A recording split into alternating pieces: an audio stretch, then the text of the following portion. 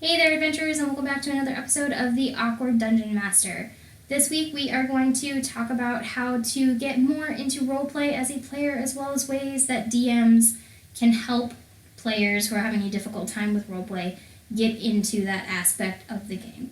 This was a special request from a couple of my personal players, so Austin and Kendall, this one is for you guys.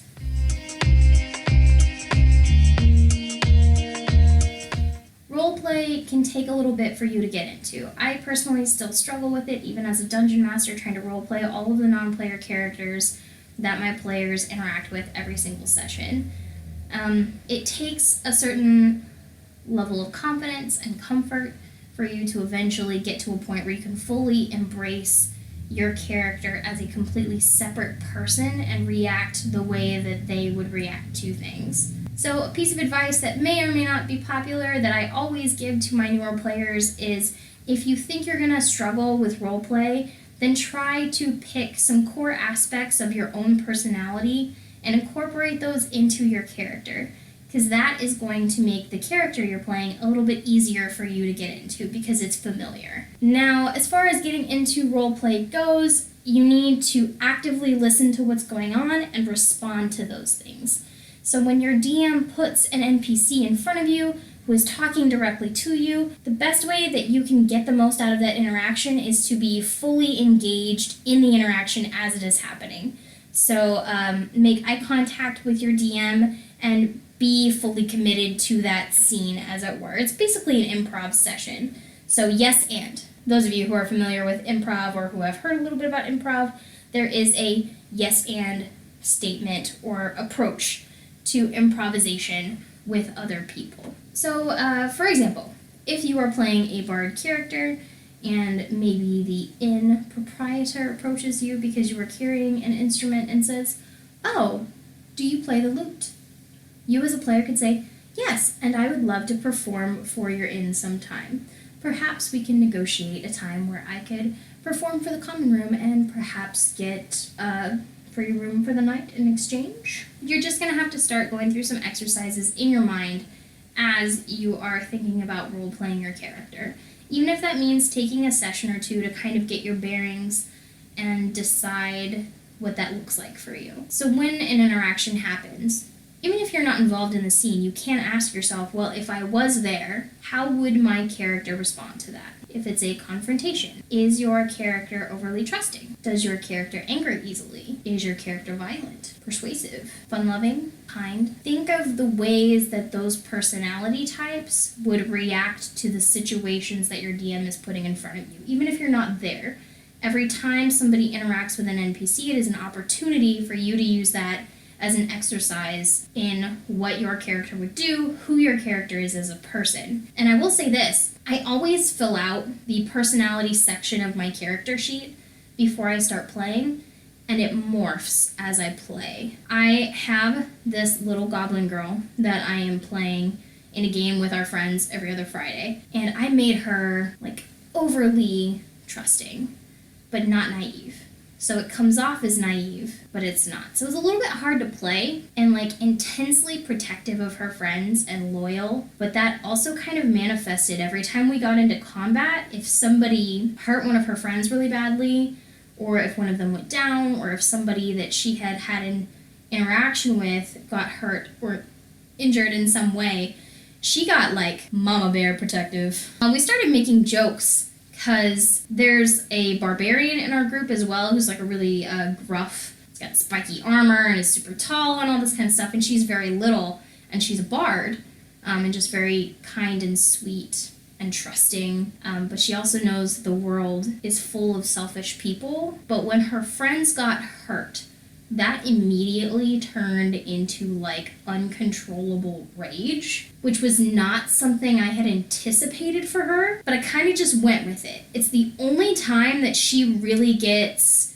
violent, like violently angry, and it's kind of magical. Honestly, I was looking at trying to take a level in Barbarian because of those interactions, but my strength isn't high enough. I'd have to take ASI increases like for 2 different level ups whenever I get stat increases.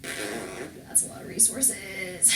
And I think I may do it for the next couple just because it suits her. It's not... When you're role-playing your character, you have to be willing to do the non-optimal thing. So when you are role-playing that character, you as a player may know that what you're about to do is bad juju and some shit is gonna go down. But you have to set that aside and kind of process, how does my character feel about this? What is the visceral reaction from my character as he or she sees these things happening? And for me, there's you kind of have to learn how to compartmentalize yourself, which is a really strange thing to say, which is also why I say, if you're not comfortable role-playing something that's not like you at all, just pick some attributes of yourself.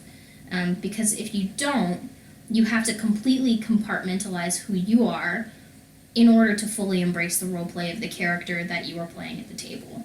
And that is a very difficult thing to do as a player. I struggled with it for a long time.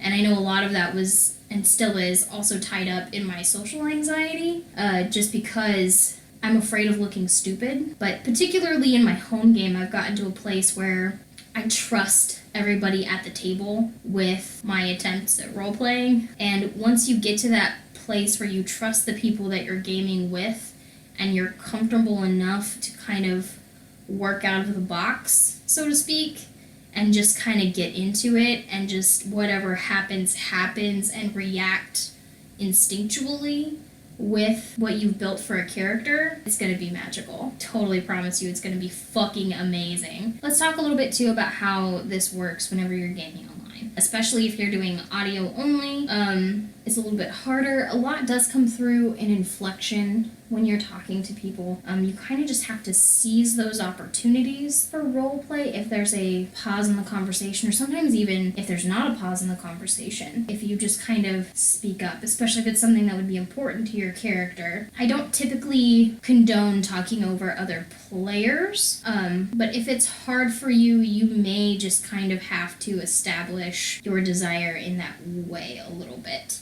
Be careful that you don't get to a point where you're just constantly talking over everybody else at your table, because that's not cool. But if you need to kind of establish that you want to get in on the role play, then you may have to take advantage of very, very short windows of silence when people are interacting over Discord, or any other Skype or whatever it is that you guys are using for your virtual games. So definitely if you're having a hard time, work on speaking up, channeling your character, and kind of just embodying the core values of the character that you've built, and interact with the things in the game that your character is present for that are important to them. You have to kind of commit to that if you're really wanting to get into the role play. And I realize that it can be kind of uncomfortable at first, but if you are struggling with that, definitely reach out to your game master. They can provide opportunities for you to step forward and interact with things. Just make sure that's something you're really wanting to do.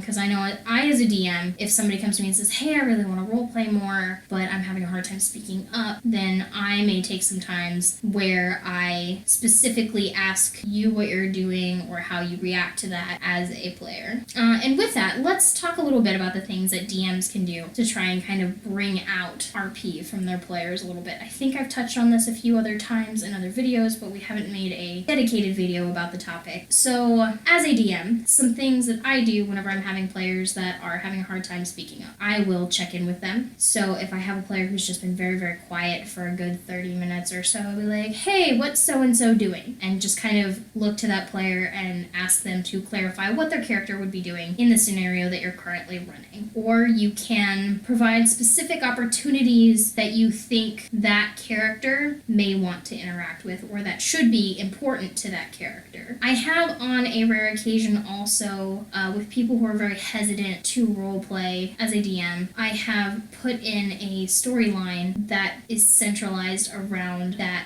player with their permission and involvement. I do like to try and bring all of my players' backstories into play at some point, especially during our homebrew campaign, if at all possible. Games where you're running out of a book or something, it can be a little bit harder, but you can still check in with players. But yes, on the rare occasion that I have a player who's just not really engaging with the roleplay aspect of the game, and I think they might enjoy that, or I want to try and bring that out a little bit, I have created chunks of storyline that have to do with their backstory that kind of force them into the forefront. I don't force them to overly roleplay in those scenarios, but it does force them to interact with the game on a deeper level. So I want to stress this a little bit. I'm not going to force somebody to do voices or to sing if they're a bard or anything like that. I think that's ridiculous. You need to provide a space for your players where they can be comfortable at whatever level that they're at. Anytime that I have kind of forced a player into a scenario like that, forced for lack of a better word, or provided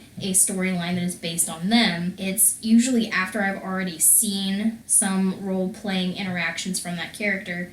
But it's kind of here or there and hit or miss, and sometimes when I look at them at the gaming table, they look like they're about to talk, but then they stop because somebody else speaks up first. They're just a little bit hesitant. So by providing that storyline that is dedicated to them and their character, you have provided them with a platform that is theirs so that they have permission to engage that freely, if that makes sense at all. Anytime you're putting in a backstory section like that has to do with a specific character, I do feel like the other party members, for the most part, I have had some exceptions, but for the most part, everybody kind of takes a step back and lets that player take the lead on that storyline, since it has to do directly with them, or it will prompt interactions between that shy player and the other players at the table. And honestly, the one person that I really had to do that for in my last campaign, which was like 2 years long. Actually, we finished on our 2-year anniversary somehow, just magically. But towards the end of that campaign, I had created a backstory, a story beat for her, because she had kind of started to engage here and there, but she was still very shy, and she was very unsure of herself still as a gamer. But when I did that, she's like,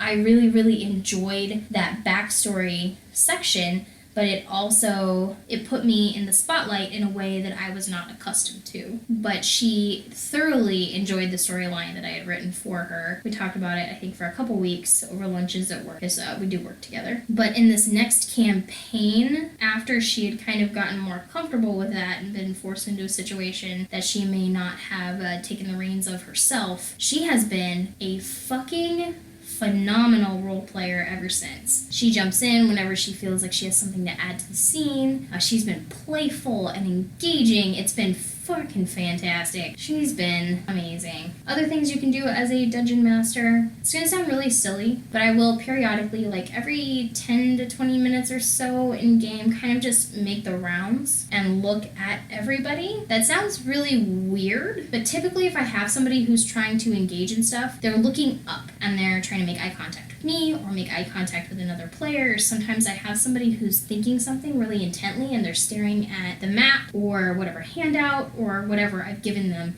that's on the table, they're staring at intently. And that usually triggers to me that they're wanting to do something. So at that point I can say, hey, so-and-so, was there something that you were wanting to do? So anyway, if you take a moment to kind of just look around the table and see if anyone is trying to make eye contact with you or with another player, or if they're staring intently at whatever is on the table in front of all of the players, that signals kind of to you as the GM that there's something that they're trying to do or someone that they're trying to talk to. There's a point that the player themselves wants to make and they don't quite feel confident enough, or they don't feel like there's a break in the conversation enough for them to be able to come forward with that. So you as a GM can facilitate that and say, hey, so-and-so, were you trying to talk to so-and-so, or is there something that you were wanting to do? What's going on in your mind over there? Going on the shenanigans and the tomfoolery. So pretty much as GM, you kind of just need to check in with your players periodically and see what they're doing, particularly if they haven't talked for a while. And I know that some of my players at the Burrow have a tendency to kind of stray to their phones after a while, and typically that keys in to me that the player is not engaged in what's going on for whatever reason. And it is time for me to try and get everybody back on track. Let's get this show rolling. everybody needs to come back to center stage and have a little powwow. So as a player, just to sum up, you kind of just need to get to a place where you are compartmentalizing who you are as a person and kind of embracing everything that your player is, to the point where you are reacting instinctually, automatically, viscerally to what is going on in the game as your player. Do take note and try not to hawk over everybody else that's at the table or hog the spotlight. So just kind of check in with your players and see what it is that you exactly need to do to get them back into the fold of the game. So hopefully you guys found this helpful this week, and players and dungeon masters can embrace a little bit more of the role playing at the table. And until next time, keep it rolling, adventurers.